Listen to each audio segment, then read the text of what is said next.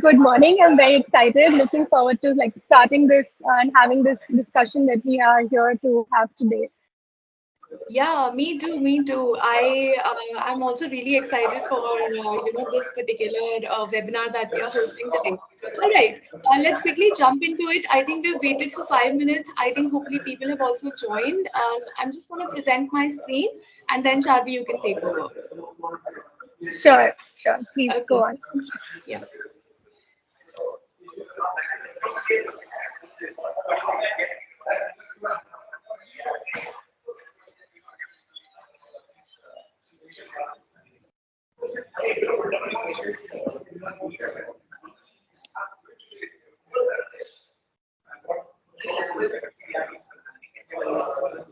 Charvi, I hope my screen is visible.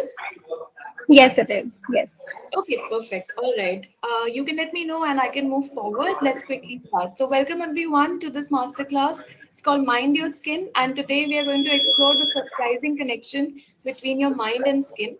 And it's going to be conducted by our trainer, Miss Charvi Jain. Over to you, Charvi. Hi, everyone. I'm really excited to speak on this topic because I think it's very close to my heart.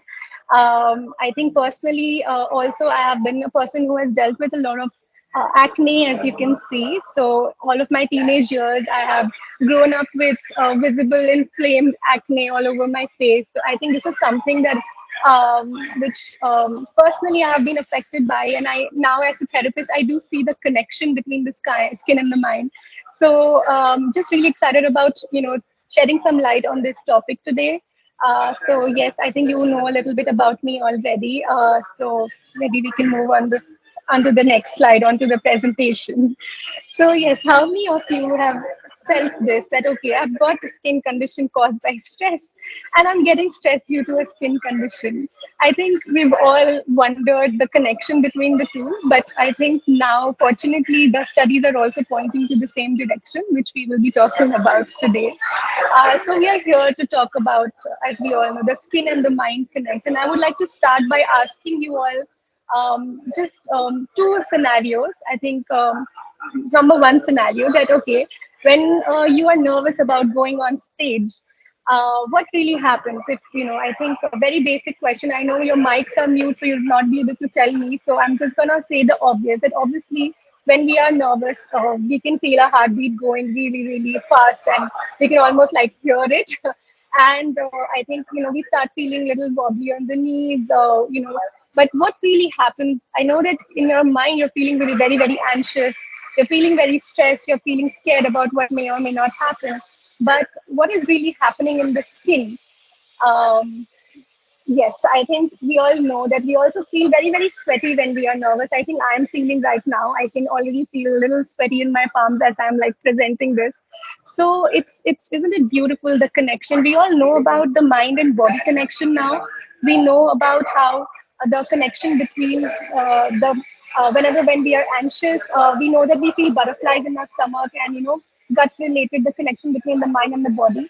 We also know now the connection between the body and the skin in terms of our diet and how it impacts the skin.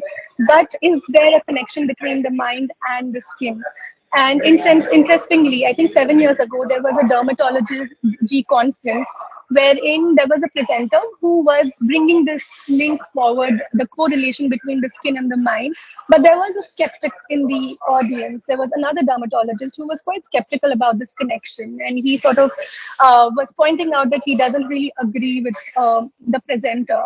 And that's when a third person in the audience pointed out to the skeptic that, hey, before you really target the presenter, could you just check on your fly? I think your zip is open.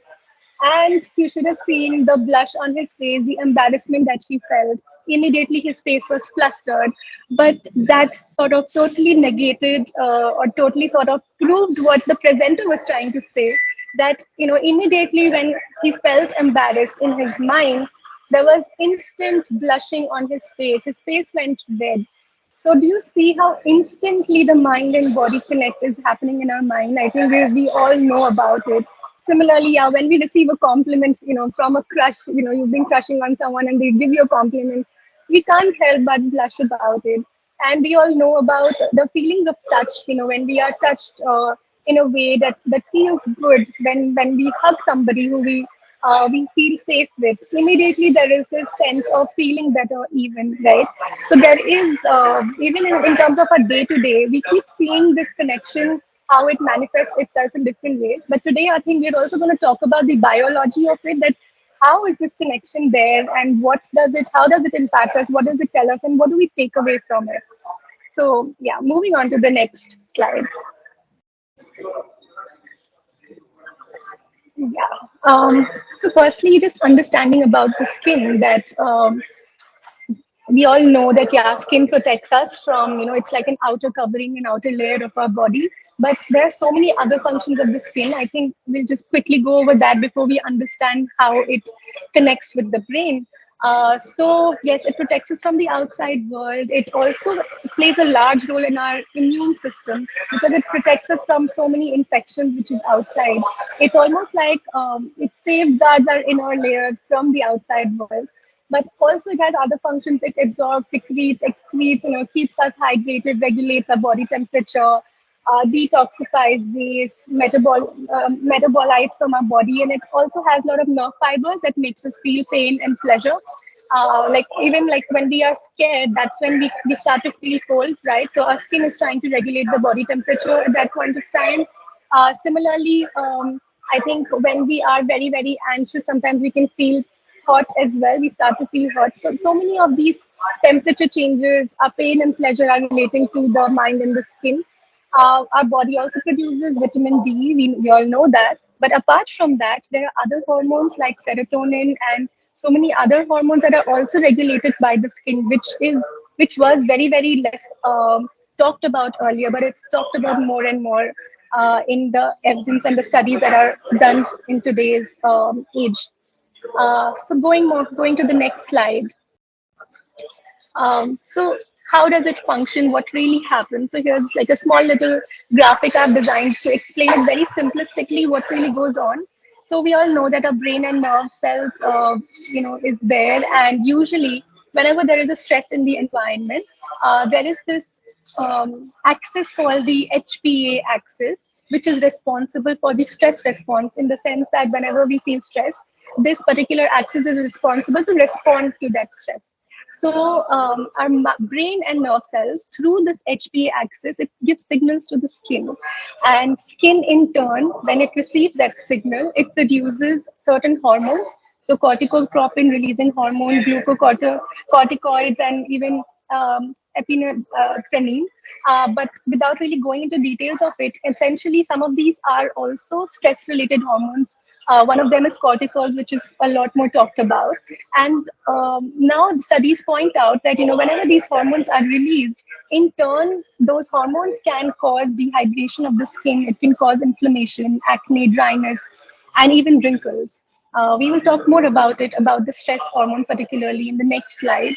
So coming to the next slide, what this essentially means, this entire connection, number one, that skin is both an immediate stress perceiver and also a target of the stress response. So whenever we receive stress in the environment, our skin is also perceiving that stress through the HPA axis. And then it is also a target, because whenever those hormones are released, it immediately targets the skin. So pretty interesting, right? The second point is that it also stimulates the brain. The stress also stimulates the brain, and it also stimulates the skin to release the hormones that trigger inflammation, which we've already understood. And that can accelerate aging. It can worsen skin conditions like acne, eczema, and psoriasis. And also, what it means that the HPA, moving on to the third point, is that the HPA is basically connected both to the mind and with the skin. So there is a functional HPA system within the skin as well, which was not earlier talked about a lot. But now we can see the ramification of that even in science, and that's where this new emerging field has even started out, which we call as psychodermatology. So moving on to the next slide, please. Yeah. So I think it is pretty clear that if we ask ourselves this question, that can stress lead to skin issues? I think now we've understood the very close link between stress and the skin. So the fact that this meme is trying to tell us that okay, sometimes when we wonder that we are not sure if my acne is caused by stress or if my stress is causing acne, well, now the answer is pretty clear that it's very very cyclic. It's both are happening. Like just like acne is impacted by stress, stress also impacts our acne, and it's like a cyclical connection that is going on. To put it very, very simply, cortisol, which is the stress hormone, it increases the activity of the sebaceous glands in our skin. So we end up producing more oil that can cause infection, breakouts. It can also disrupt the natural barrier of the skin. And cortisol, actually, why we were talking about dehydration is because cortisol, it makes it difficult for the body to retain water. So that is why it can lead to dehydrated skin. The skin can look a lot more flaky, it lacks moisture. And then, of course, it can lead to something worse, which is wrinkles. So then moving on to the next slide, I think talking about this new emerging field, which is psychodermatology. Can we move to the next slide? Yeah.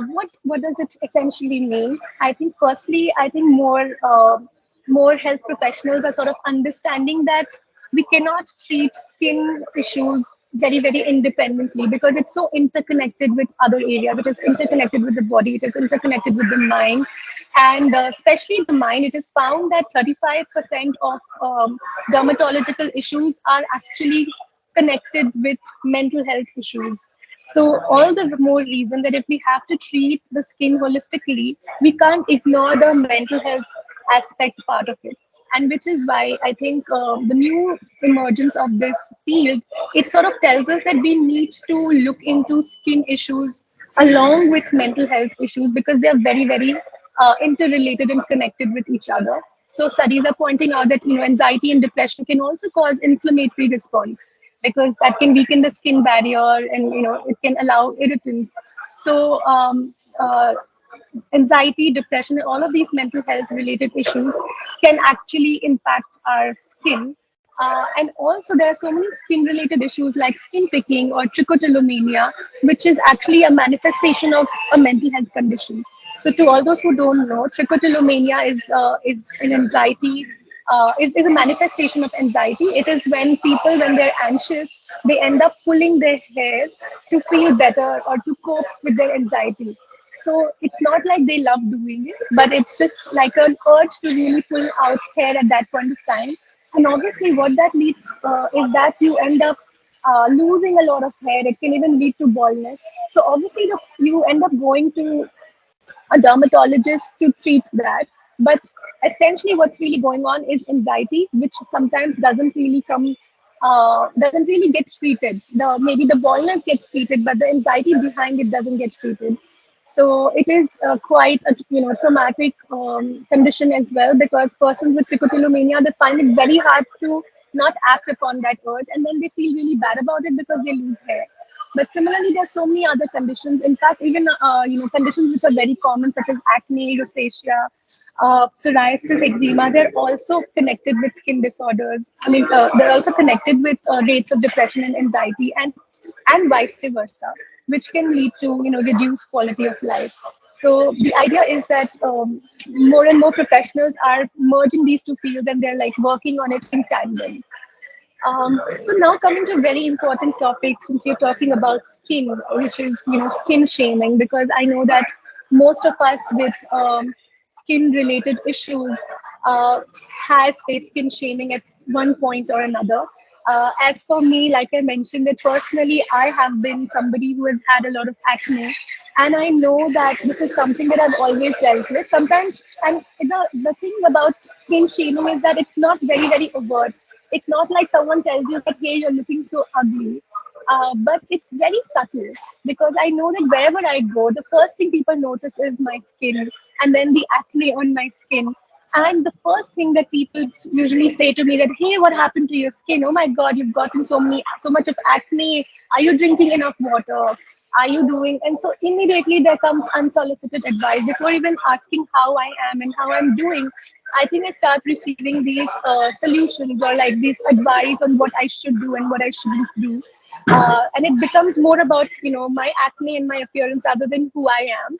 So immediately, obviously, it really affects the way you see yourself. So I think there is such an urge that, okay, next time I go out in public, I can't help but have this urge to just hide all of my blemishes or my acne, or beat myself up for it, because people can only focus on that, and naturally you start to focus on that as well. So I think for me also, it has been such a long journey to deal with skin shaming.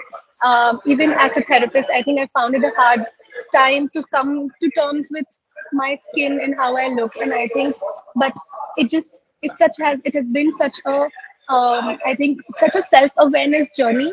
It's still going on, of course, it doesn't stop. And hence I would love to talk about this and address this a lot more, because I do know that when I was feeling skin shame, I didn't really know about this term, and I didn't really know that it exists. I often thought that it's just me who is feeling like this about myself. So I think the first thing that we need to recognize is that it is very, very much there. It is very real.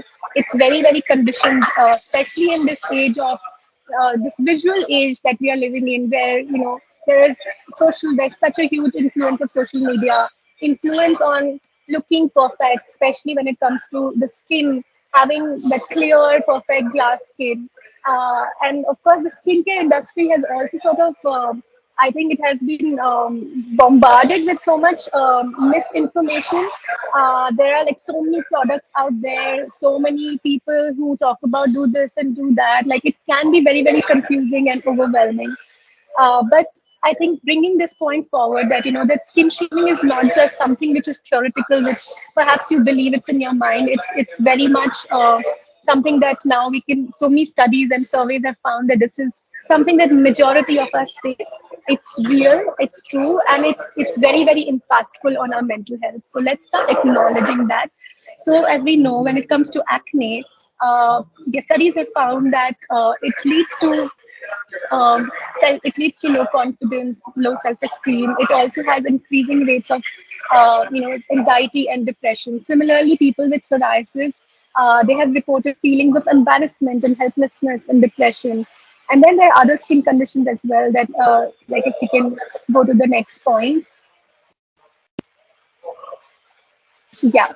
So rosacea, also people with rosacea have also, I think the study which was conducted in National Rosacea Society, it found that 90% of people, they reported lowered self-esteem and self-confidence. You see 90% of people. So the kind of impact our skin conditions can have on our mental health is something which is really I think underrated and less talked about. uh, Even eczema, as we look at that, it can cause sleep disturbances, loss of self-esteem, loss of self-confidence.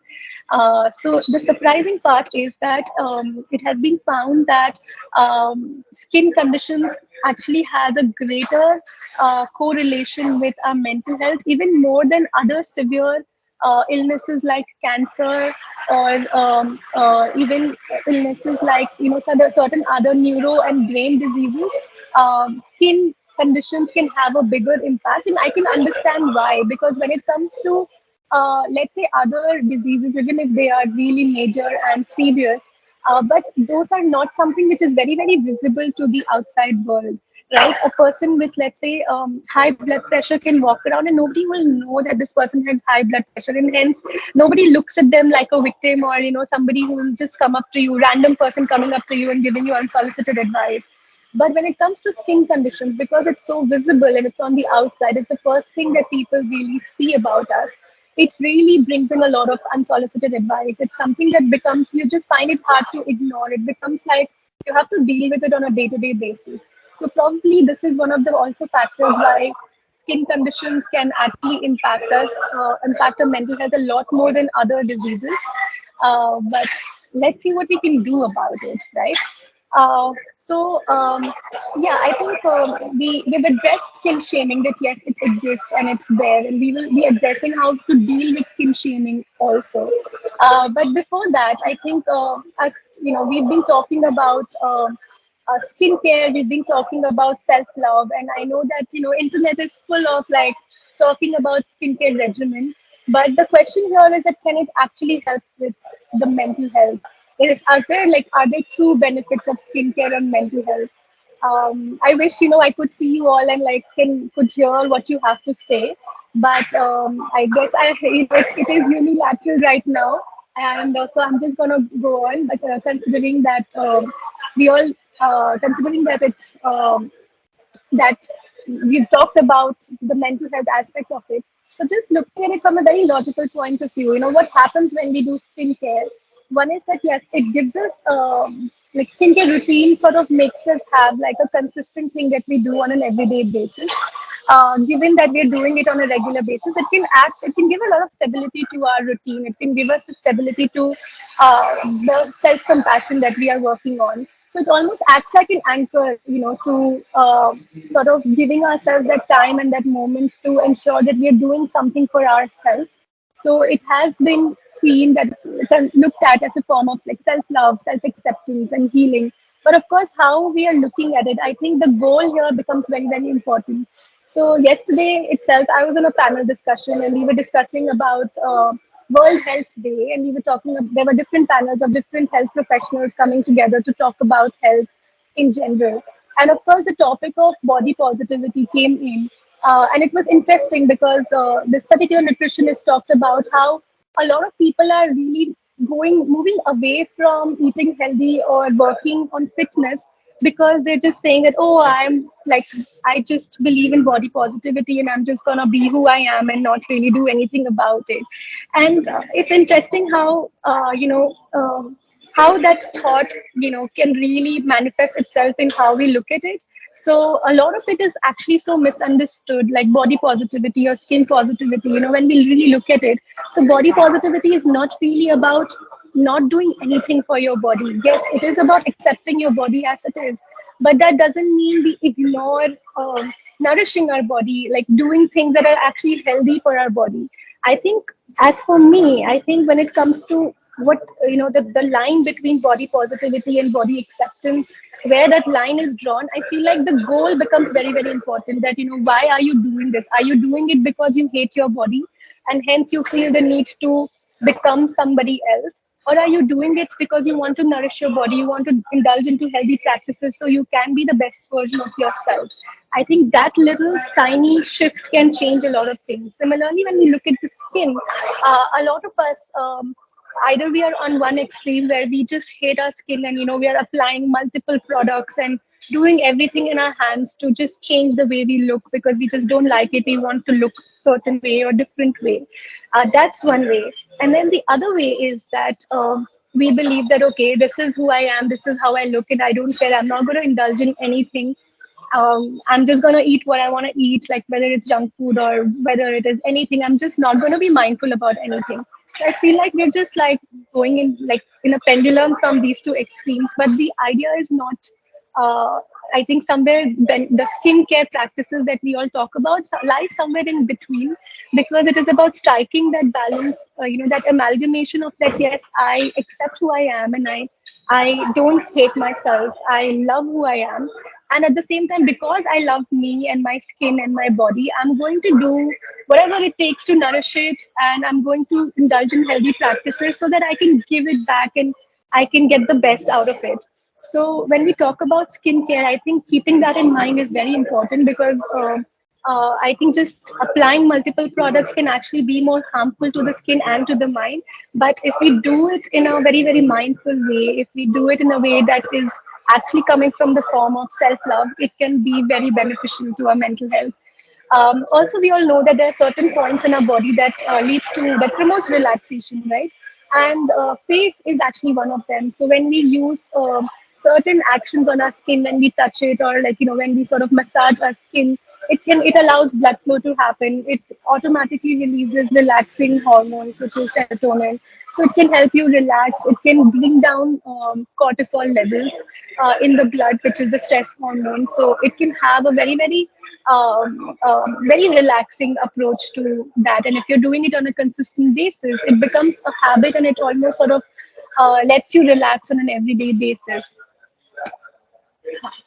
um, yeah, and in fact now even there are certain studies which sort of point to the same thing, that the studies this was done in Korea, and it was found that people who indulged in skincare routine, actually they saw them having a boost in confidence over a period of time. It can also lead to improvements in self-efficacy, self-esteem, and overall happiness and stability. Um, and there have been numerous studies and surveys that are done which sort of points to the same belief that indulging in self-care, indulging in skincare can actually make you feel a lot better about yourself. I see it from a very, very psychological point of view. Indulging in something like skincare also gives you a lot of agency. So instead of just feeling helpless about your skin, now you're suddenly taking it in your hands and you're saying that, okay, no, intentionally I'm going to care for it, I'm going to indulge in healthy practices, and that just makes you feel really empowered. So even when it comes to our life, like there is one way of just letting life be and letting things happen to you, but that can make you feel very, very victim like. But when we start taking things in our hands, that okay, no, these are the things that I like, these are the goals that I have, and we start working on that, automatically we become a lot more intentional, and automatically there are higher chances of those goals getting fulfilled also, rather than just letting it happen. So I see skincare also as a part of that, and it's beautiful how it can make us mindful. It can make us more be in the present moment, and it can also stop those worrying thoughts that we have, because when we become mindful, we are thinking more in the present, and it makes us do things that are in our hands in the present moment. All right, so moving on to the next slide here, a very important thing that we talked about already, that yes, can we talk about unsolicited advice that we receive on skin? How do we really deal with it, or how do we, I think a lot of us also have a tendency to give advice, so how do we stop that urge, and when we receive that advice, what do we do about it? Yeah. So I think a very nice post which was there. This is a real post on Instagram by this person, talking about how visible skin conditions are not open to invitation for your unsolicited advice, right? But unfortunately, that's not the case. No matter where we go, even if we are meeting strangers, it's just inevitable that we are going to receive some advice or the other. And I think, especially in the country that we are in, we just love to give free advice. We just love to tell people what they should or shouldn't do. And this is a very, very annoying habit that I think we've all picked up also, unconsciously, even if we don't do it very, very consciously, but sometimes it just comes. And it comes with the best of intentions, of course. A lot of us don't do it to make the other person down, but we do it genuinely to help them. But more often than not, it's not helpful to the other person. I'm pretty sure you know it if you have faced it. That usually when people give me advice, it's not helpful. It makes me feel belittled. It makes me feel like that I'm not doing enough. It makes me feel guilty about that. Okay, it's almost like as if I don't want to do anything about it, or I'm lazy, or that I'm stupid to know these things or work on it, right?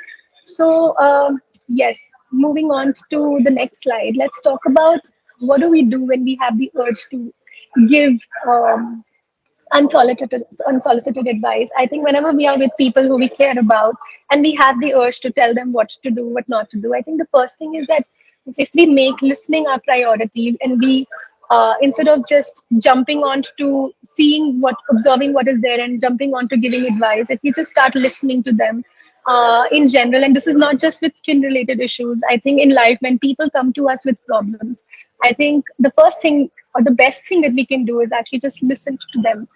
And the second thing, which is very obvious also, like I think let's ask questions instead of us offering answers, because very often than not, they already know the answers. They've probably tried those things that's there on our mind.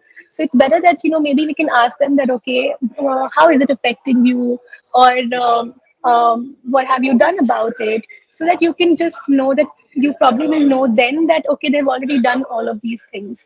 And the third point, which I've mentioned here, is like the 30-second rule. Interestingly, I came across this very, very nice reel, which is there was this elementary teacher who's teaching this primary students, like these little children, and she's teaching them, like I think it's a class on kindness. And it's beautiful what the rule that she tries to establish, that anything that you know about the other person which cannot be changed in 30 seconds, do not point it out.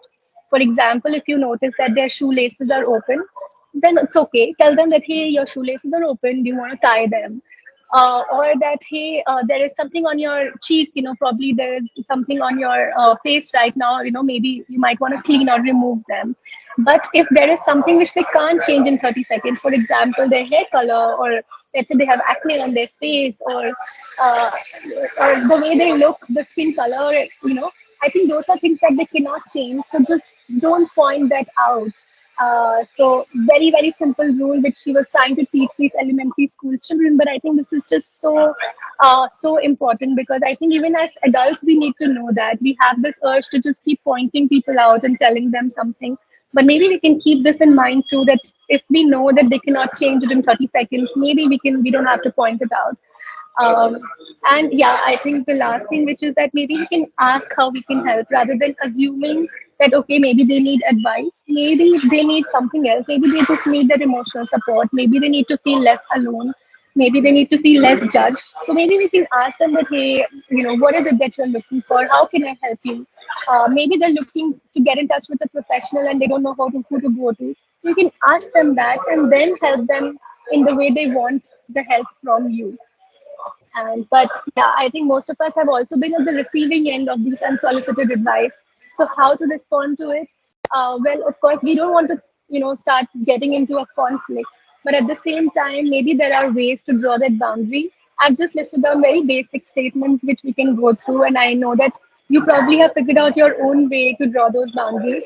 But I hope that we can draw that boundary and not let it get to us. I think that's the whole point.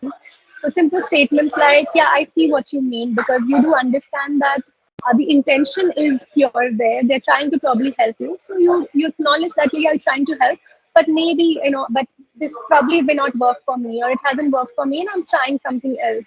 Similarly, the other statements that I mentioned, probably we can use whatever statements work in that moment and be polite about it. But most importantly, I think the idea here is to understand that our words matter. Everything that we say to the other person, it can really impact them in the long run. Just like it has, like even for me while growing up, I know that certain things that certain people said to me, even if they said it in passing, even if they said it as a joke, I think that's what stays behind for me, and that's what leads to a lot of these negative thoughts about self, or the way I look at my body, my face, my acne. I think people's work can really have an impact.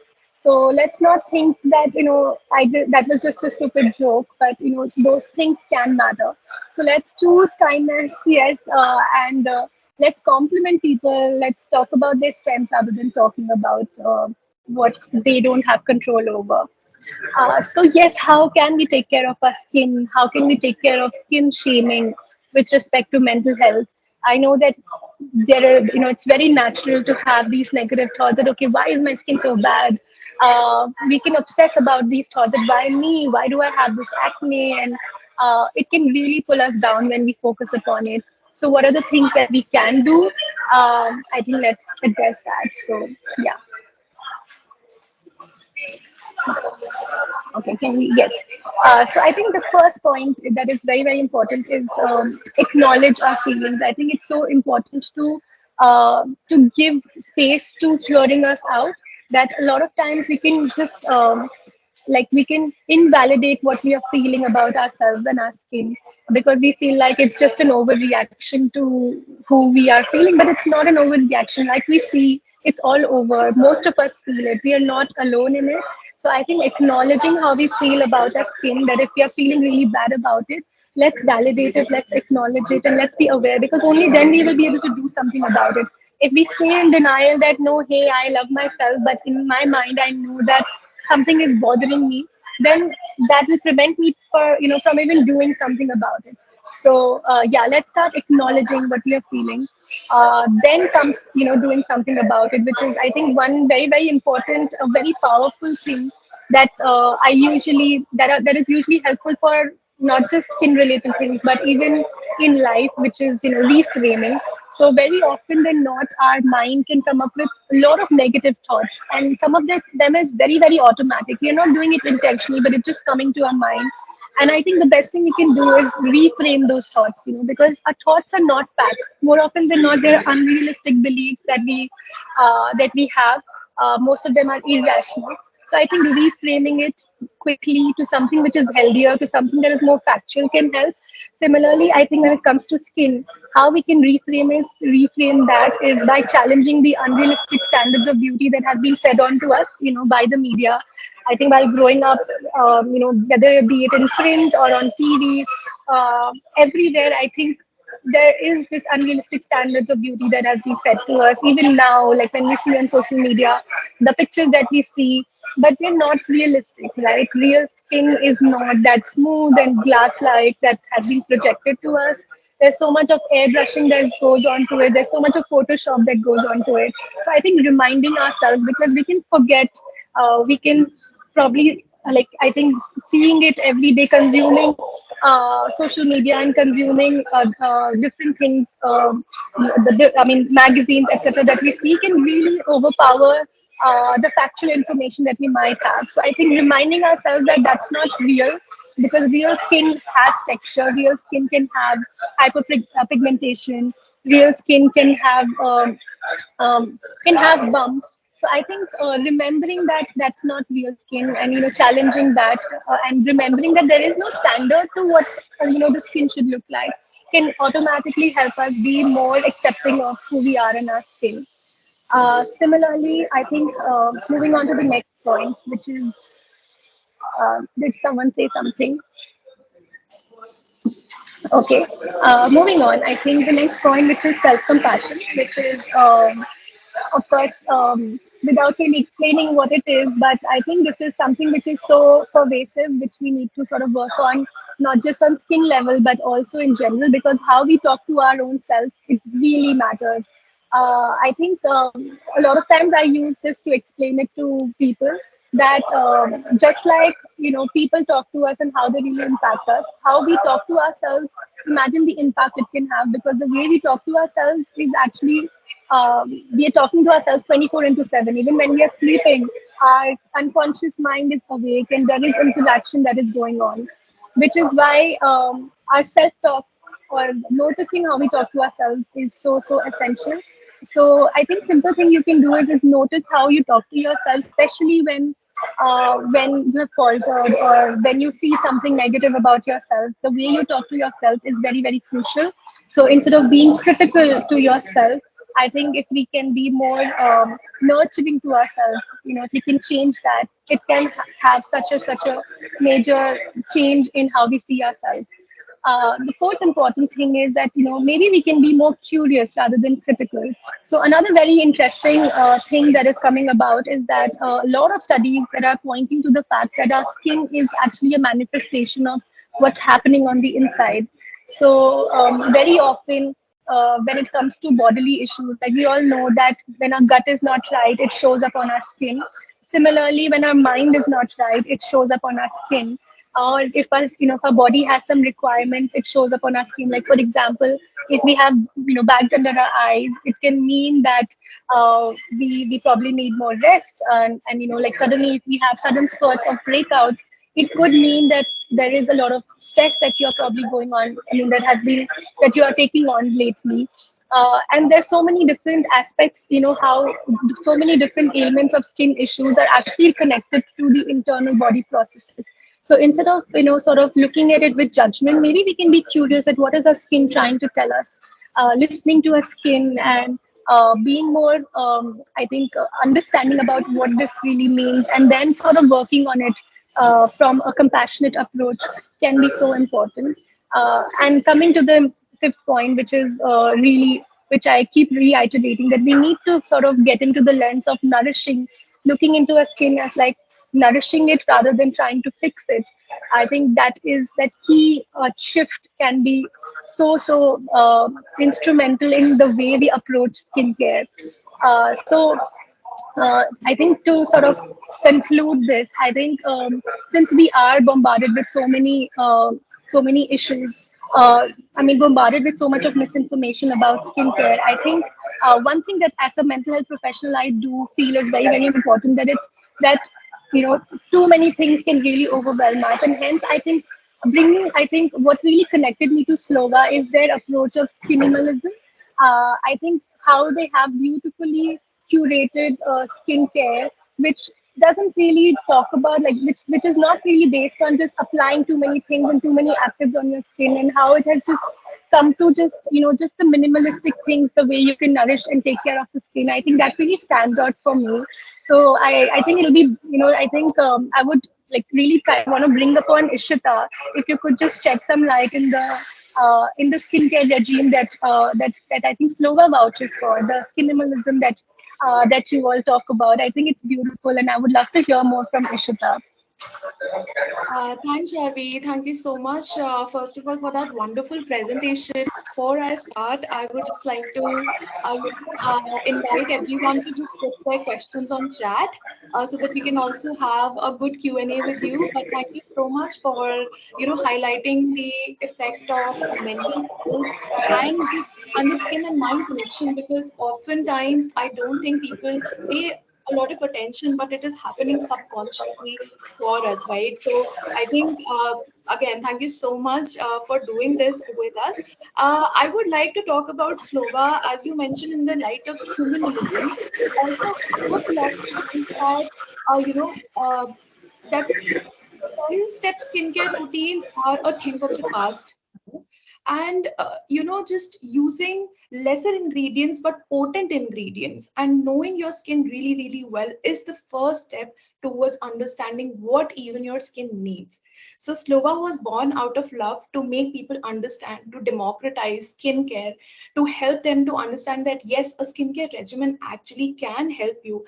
And in such a cluttered market, I think Slova has tried to find its ground in the regimen, in the space of anti-aging skincare, where I think a lot of people think about aging in a very negative light, right? So we are not saying that we will reverse your aging. Aging is a privilege. So we want you to age well. We want you to age gracefully, and we are here for it, right? So we are not saying that we will reverse aging, but we are saying that we will target and prevent the first or early signs of aging. And with regular usage, you will see that your skin starts to improve. I have been a user of, Slova skincare myself, and it's not because I work for the brand, but it is the products are so beautifully crafted in themselves that it is super tempting to use them every single day. And I'm also acne sensitive. I have acne prone skin, but I've seen that the products have worked fabulously well. I'm a skincare junkie, and I think now Slova is like a cradle of sorts for me. So that's really interesting. But another thing I think what Slova wanted to bring to the forefront was that you do not have to chase perfection. You have to chase progress, right? So we champion the cause of progress over perfection, and we do not want people to believe in the unrealistic beauty standards. We have been speaking about it for a long time now. In our Women's Day campaign, also, we spoke to so many women founders. And the one question consistently we kept asking them was, how have you banished the unrealistic beauty standards? Because you people are now leading the industry. So many impressionable, young people need to understand that there is no standard. You are setting the standard for yourself, right? So I think as a society on the whole, the conversation regarding skin, the conversation regarding unrealistic beauty standards, or attaining glass skin, trying to perfect your skin, is super important right now. As a society, the fabric that we are now trying to weave is that you need to be confident in your own skin, and our skin is the frontier to the world. So it is super important that we take care of not only our skin but our mental health, understand the surprising, the fascinating link that you just explored with us today. And if anybody has any questions about anti-aging treatments, please feel free to get back to the Slova team. We'd be more than happy to help you explore and understand what would probably help you. We also have a skin tech, which is called Skin Alchemy. You can go and explore it on the Slova Cosmetics page. This tool was actually brought to the world by us so that people can understand their skin. The first step to taking care of anything is to understand what you even need, right?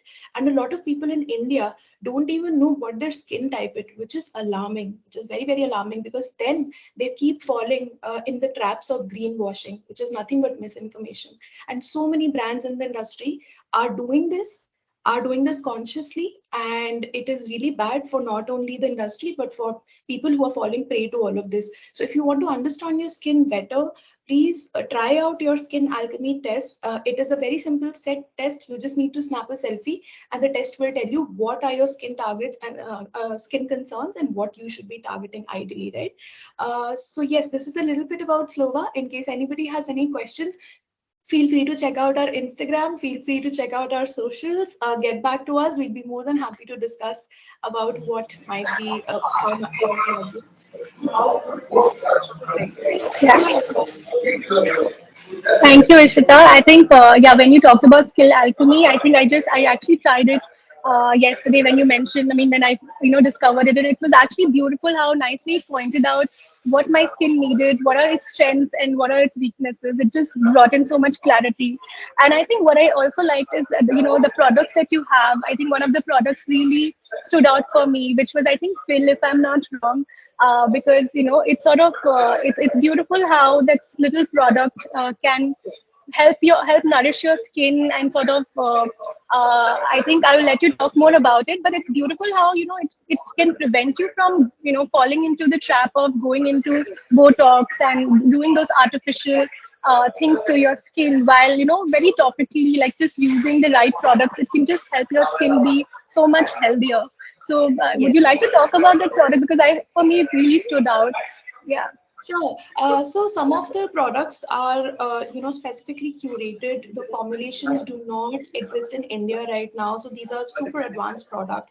The core philosophy behind Slova, we've already talked about, is minimalism, which is not bombarding your skin with a lot of products, but using products that can be multifunctional in nature, right? So Slova products, one single product can help you tackle a lot of skincare concerns. They will help you tackle fine lines, wrinkles, dehydration in your skin, hyperpigmentation in your skin, just healthy cell skin turnover, collagen production, which is a buzzword right now, right? And the supplement industry is actually capitalizing on it quite a bit.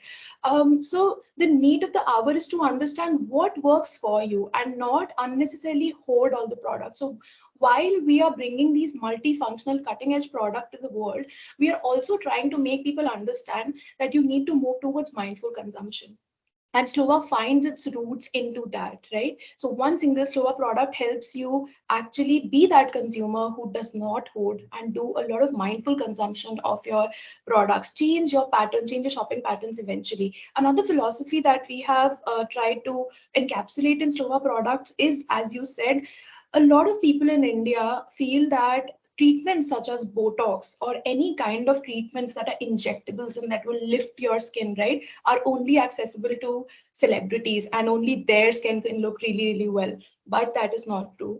That is what Slova products have brought to the forefront, because our products are made in such a way that they will essentially fill your fine lines and wrinkles, and with repeated usage you will see that your skin is actually getting tightened, right? It almost feels like magic. But that's the magic of science and tech and conscious people like Slova, brands like Slova, bringing everything together, right? So our philosophy is that say no to Botox. You don't need to inject your skin with anything. You simply need to use products, to understand about products that will bring about a real change in your skin. One of the products actually is super interesting. It's called Elevate, and Elevate essentially tightens your skin and gives you a lifting effect, a tightening effect for up to 6 to 8 hours. So if in case you are also wondering how can that happen, right? Check out our Slova products, check out our range. I am sure it'll bring you that delight. As I said, our team is also like a, everybody started turned into a skincare junkie, because we just love how this product has come to life and what is the power of this product, right? Also, the important point is that these products don't exist in India. So our philosophy also was that why is the West getting to enjoy so many of these delightful products, but the Indian market is still wrapped up into this greenwashing. There are still brands who are using the consumer and trapping them at the point of sale by using stuff like acne and targeting them with their insecurities. We don't want to do that. We want to consciously engage with our consumers, have honest conversations, have no frill conversations, tell them that it is totally possible to get beautiful shiny skin.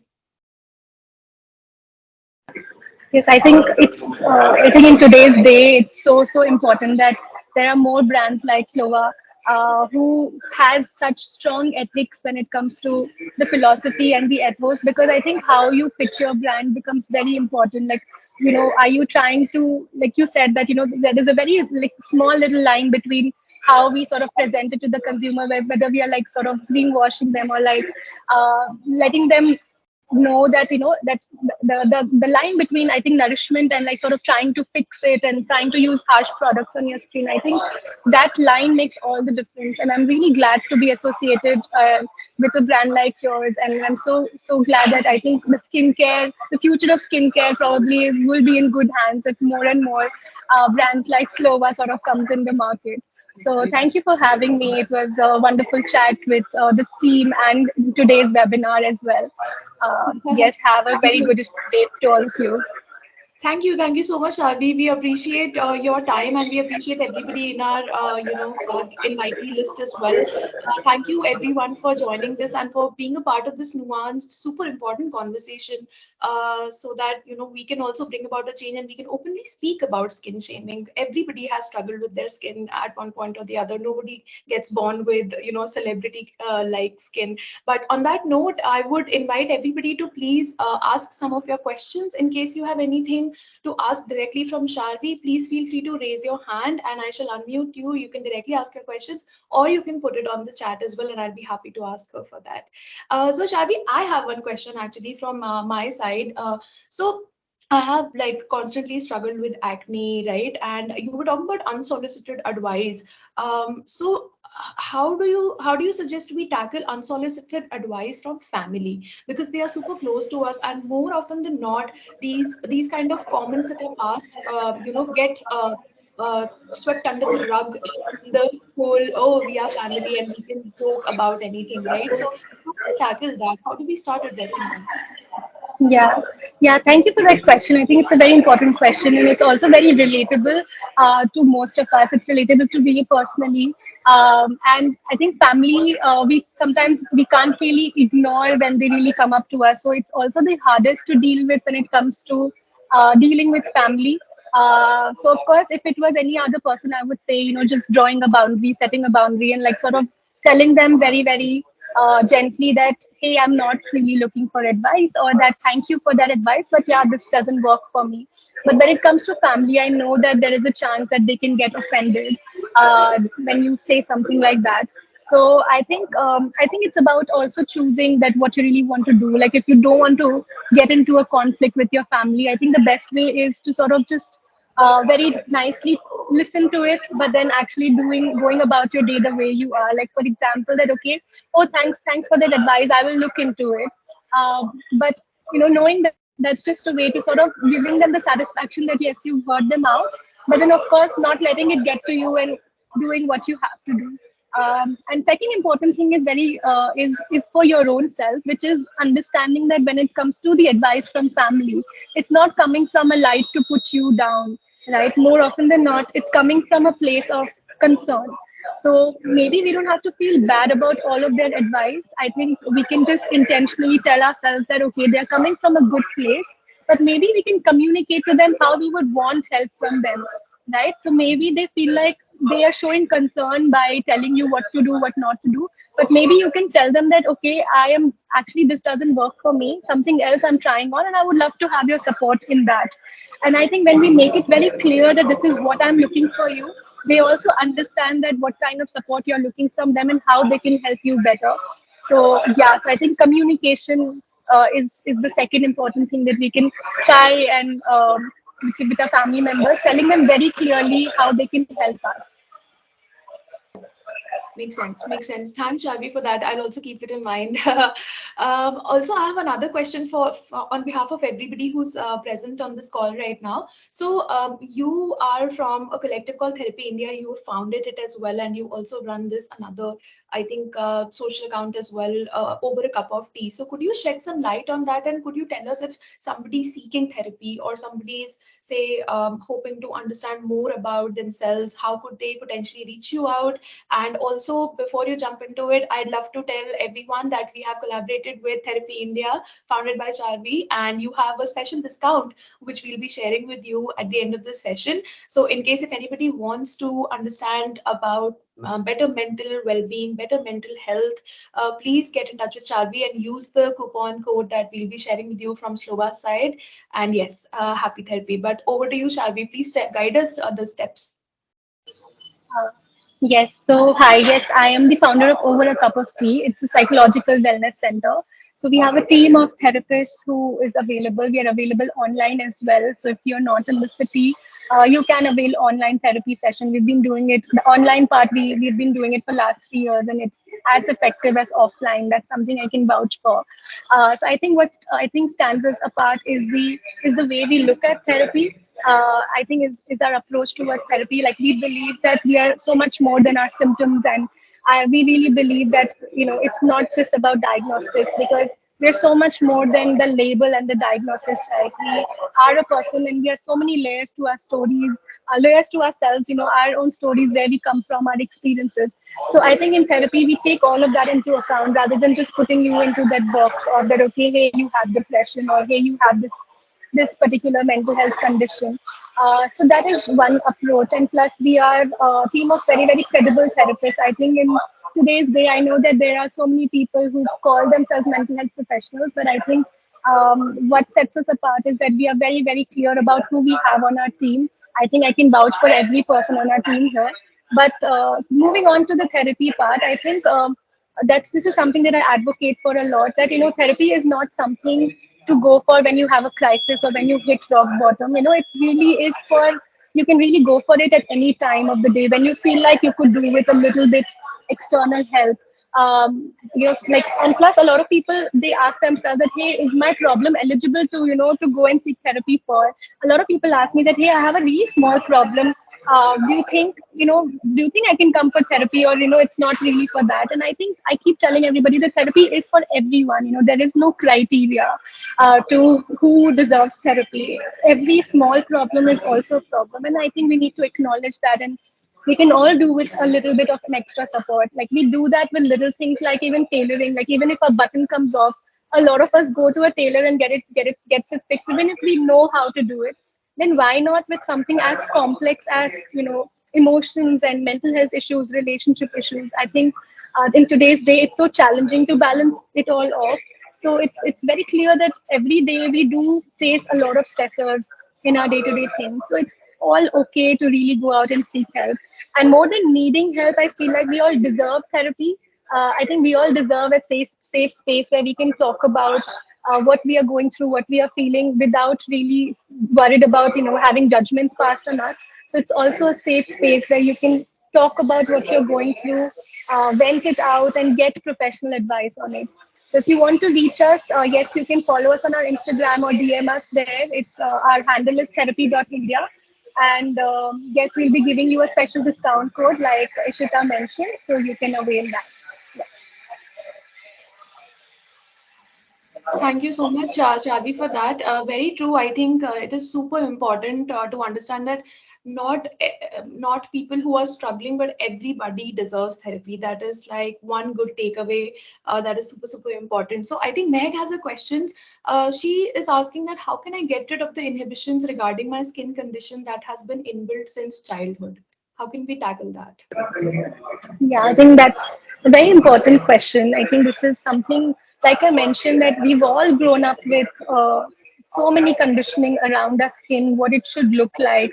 In fact, as Ishita pointed out, in our own families, I think we have our parents who comes up to us and tells us that, okay, this is not looking nice, it should look a certain way.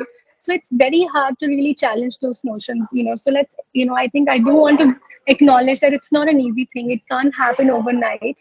But like with certain practices, we can move towards having a more healthier relationship with our skin by giving ourselves reminders that that we don't have to follow a set standard just because certain media sort of talks about this is what it should be. That's not real, and we don't have to move towards having that kind of unrealistic form of standard that has been defined.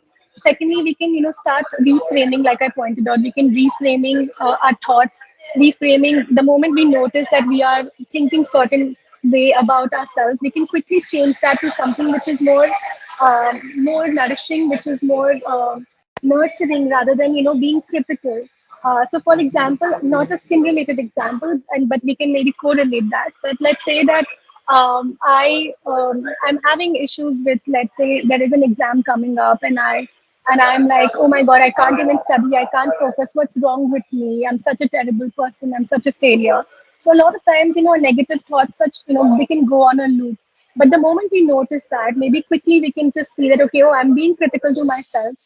Maybe there is a better way to motivate myself, right? Other than putting ourselves down, obviously, I want to study better. So instead of telling that, we can acknowledge that, yeah, I'm finding it hard to focus right now.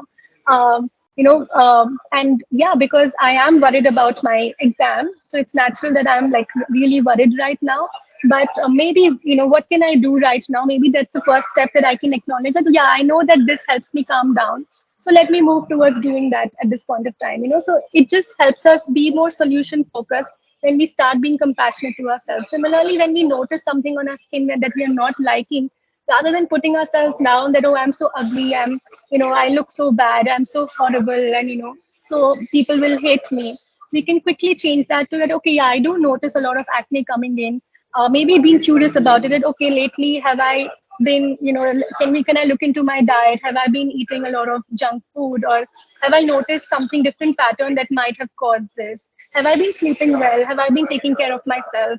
And okay, if I don't like those acne, maybe I can work around, maybe nourishing my skin and taking care of it by cleaning my skin, using the right products for my skin. And automatically that approach will help me to make my skin better, right? So that's more empowering than just putting myself down. And maybe that is the way we can help, uncondition ourselves of these notions that we have grown up with. I hope that answers your question, Mahek. Absolutely, absolutely, it does. I hope, Mehek, it has answered your question sufficiently well. But thank you so much, Charvi. I think, thank you so much for, first of all, answering all the questions with patience. It does take a lot to, dissect one's problems, make it your own, and then come back with an answer. Thank you so much for highlighting the important connection between the skin and the mind. As somebody who's dealt with acne myself, I can attest that, people do struggle a lot and people don't talk about it, and people don't want to show their faces sometimes, and it is not a good feeling to have. So I think this is the need of the hour. Such conversations are the need of the hour. Thank you also for joining hands for us. Hopefully, we'll continue our collaboration in the future as well. Talk about some more important topics and bring it to our audience. Again, I think this. I would just like to highlight that, from Slova and from Over a Cup of Tea from Charvi's side, we are going to distribute some amazing coupons for everyone. So thank you. That's a thank you token from our side to you. And should you have any questions for either Charvi or for the Slova team, feel free to get back to us. You must have received an email from us with the link. You could either, ping us directly. We can drop our email IDs over here, and also you can go to Charvi's Instagram handle, go to Slova's Instagram handle, ping us over there directly. We're all super connected and will be very happy to help you out for anything. So with that, I'm going to conclude the session. Thank you so much, everyone, for being present in the call on a Saturday. Hope you have a really good weekend ahead, and do not forget to moisturize and apply sunscreen on your skin.